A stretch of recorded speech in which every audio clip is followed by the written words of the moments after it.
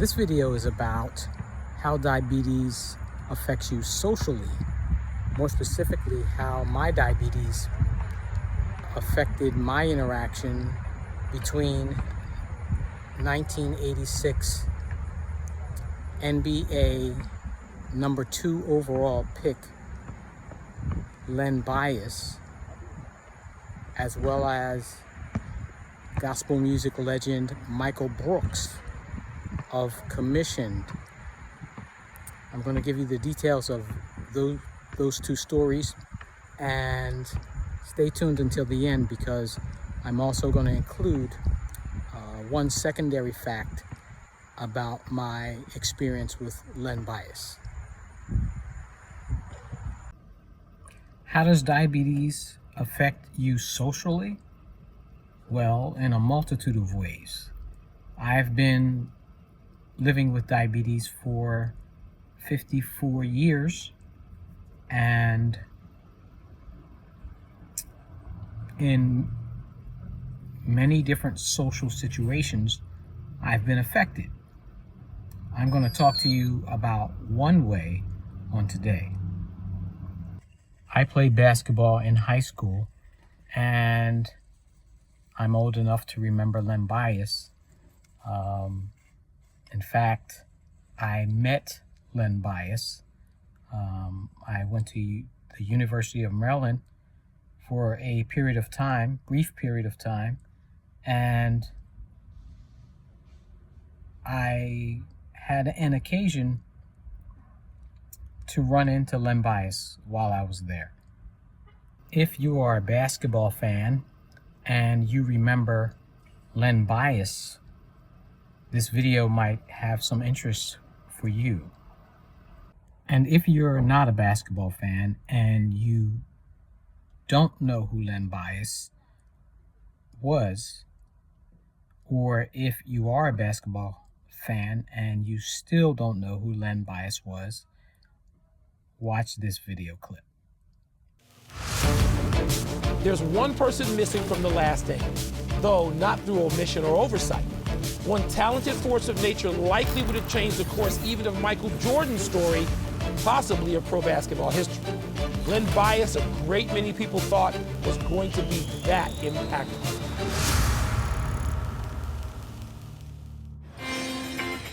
You have to be 40 years old, perhaps closer to 50, to remember him clearly as an All-American at Maryland. The way he put 35 on the Tar Heels in Chapel Hill. What a job by Bias. Or 41 on the Blue Devils in Campbell. And he dots that exclamation point. In case you can't remember, he stood 6'8", had Sean Kemp's explosion, Michael Jordan's athleticism, and a jump shot from basketball heaven. Straight up, flick, bucket. No leaning, no drifting, back down to the floor with the bold defiance of a young Jim Brown. Duke coach Mike Krzyzewski told the Boston Globe's Bob Ryan 17 years ago, quote, "This is my 24th year at Duke, and in that time, there have been two opposing players who have really stood out, Michael Jordan and Len Bias," close quote. Oh my! And he made the steal and a jam! What a play by Bias! Those of us who had the pleasure of watching him believe Bias would have been to Jordan what Bird was to Magic. A true, natural, equally fierce rival. The singular decade-long rival Jordan never had. And his tragic death 2 days after the Celtics drafted Bias with the second overall pick in June of 1986 left us all with nothing to do but fantasize about how great we believe he would have been. How great the royal influence of Larry Bird, Kevin McHale, and Robert Parrish would have been. The kid having to earn his stripes against the original Big Three every day in practice. Well, they're a good team, and they got a good supporting players. I can go up there and sit on the bench, or whether go in there and play or not, and I learn a lot from the players there. Of course, fantasize is all we were left with. He never got to share the court with Bird, McHale, and Parrish, or for that matter, with Charles Barkley, Patrick Ewing, David Robinson, Karl Malone, Sean Kemp, or Jordan. We're left with grainy clips which don't always confirm what we remember or anticipate. Those too young to have seen him surely wonder if the retelling of his story have become too grand and outsized, while those of us who saw him are absolutely certain it's justified. Thank you so much, Michael Wilbon. We're now joined by Jay Billis. Jay, you played against Len Bias in college when you were at Duke. When you look back on those meetings, what still stands out about his game?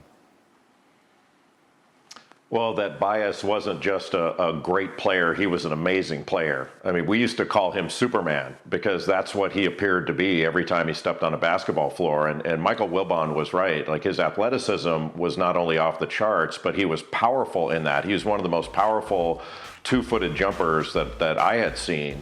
And he was a magnificent jump shooter, just had beautiful form, you know, shot over 80% from the free throw line. He was truly unstoppable. And at that time in the ACC, there were three guys that stood out above everybody else: Michael Jordan, Ralph Sampson, and Len Bias.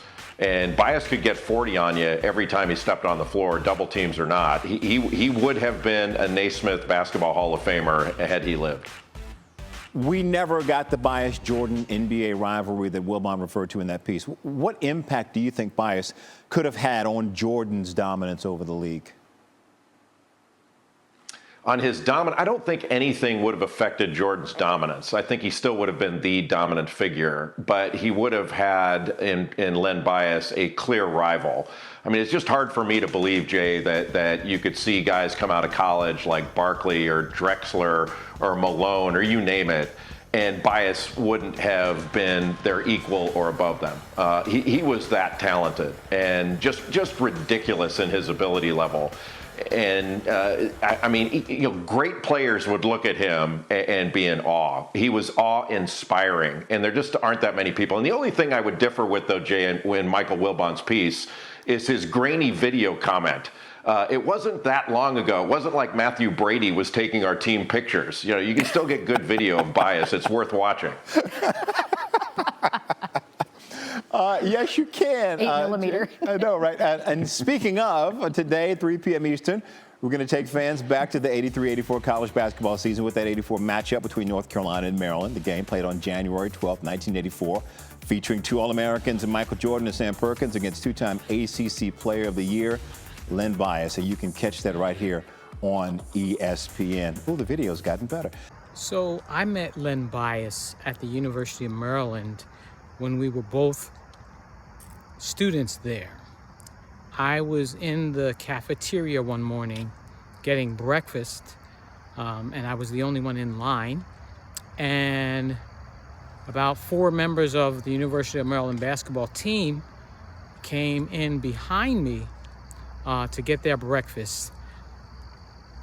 3 or 4 of them, I think there were 4, maybe 5 of them altogether. But 3 or 4 of them walked right by me. Didn't say a word, didn't look at me, but went in front to get their meals.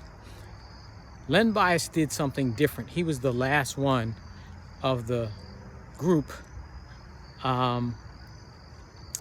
Watch this next video clip where I explain what Len Bias did, which was different from the other members of the group. So, as I was standing in line, members of the basketball team, including Len Bias, whizzed right by me.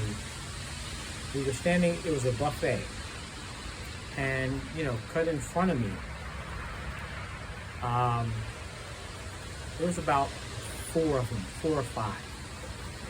And Len Bias was the last one to go in front of me, but he did something that the rest of them did not do. The rest of them went by, didn't say a word to me.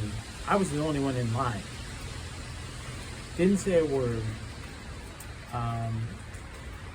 Did not even look at me. But what Len Bias did, he took his tray. I was standing like this. He took his tray from behind me and raised it up over my head, brought it down in front of me, and then he took a few steps forward and turned around and just looked at me. And I was having a hypoglycemic episode. That's diabetes speak for low blood sugar. And I just looked at him, stared at him without saying anything.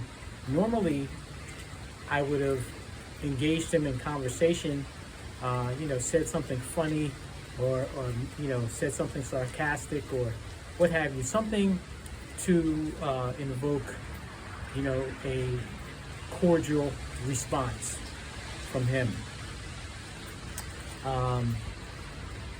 But instead, because I was having a low blood sugar, I couldn't think of anything to say. My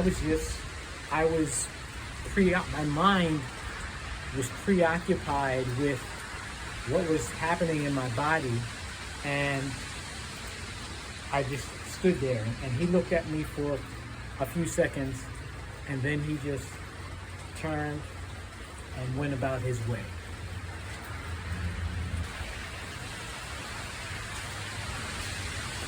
One thing I will say about Len Bias that I noticed very distinctly is that I could feel his vibe.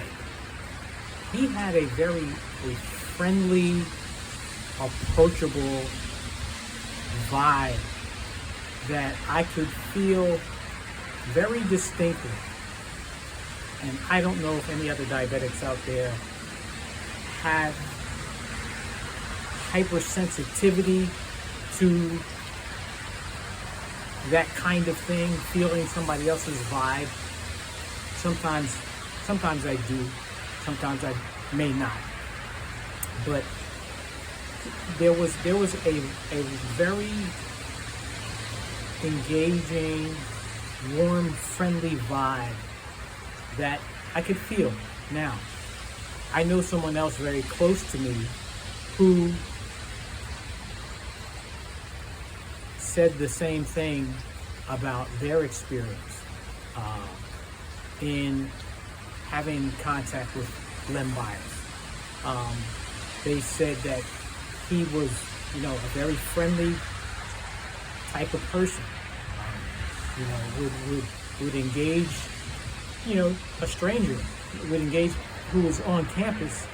That was our experience. And if he would walk by, he would speak. I feel like that is worth mentioning.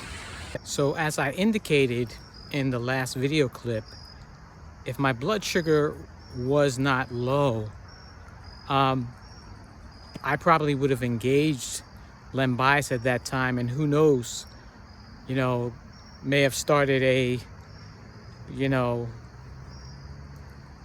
cordial relationship with him by that one meeting. And but it didn't happen. So diabetes can affect your social interactions with other people and social relationships in general, good or bad, as anything else in life can do.